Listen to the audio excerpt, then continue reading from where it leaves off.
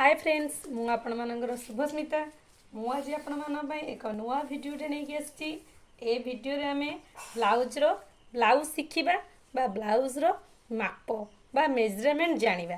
देखंतु फ्रेंड्स फिताटी को आपण एमिति धरिबे। देखंतु गोटे फितारु आउ गोटे फितार डिस्टेंस होची 1 इंच।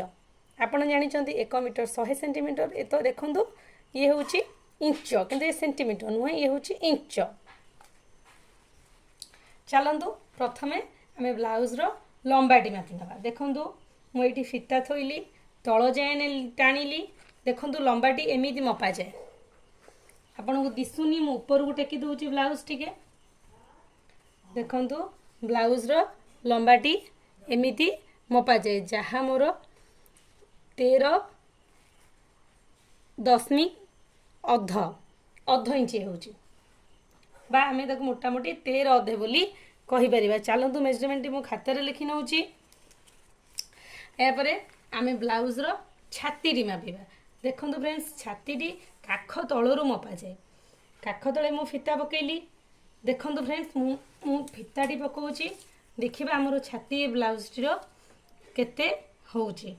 देखु मु छाती पकईली ए ब्लाउज छाती 17 जाए जाउची। ताले एटा होची 34 साइज रो ब्लाउज। एहा परे आमे ब्लाउज रो अंटा मापिबा। एठू हमर अंटा पड़ी थाए। देखंतु ए ब्लाउज रो अंटाटी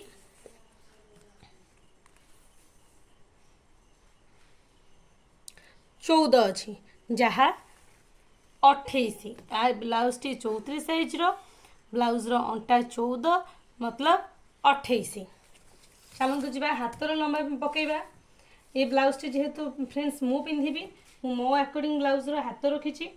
ब्लाउज रो हाथ होउची 6। एबे जिबा मोहुरी। मोहुरी देखंतु फ्रेंड्स ए ब्लाउज रो मोहुरीटी 5। एई परि भाबरे हमर ब्लाउज रो मेजरमेंट लागि थाए। हमर आग बेको जदि मु आपन को माप देखैबी ताले मोर आग बेको 6 रे कटा जाईची जहा सब ब्लाउज रो अकॉर्डिंग करा जाई थाए। फ्रेंड्स एपरी भाव में ब्लाउज माप करा जाए। ब्लाउज शिखा आगु आपण को ये ब्लाउज टी केमी लगुच ये भिडटी आपण सांग मान सहित सेयार करेंगे। बहुत सारा लाइक करेंगे एवं मो चैनल को सब्सक्राइब करेंगे। Thank you for watching.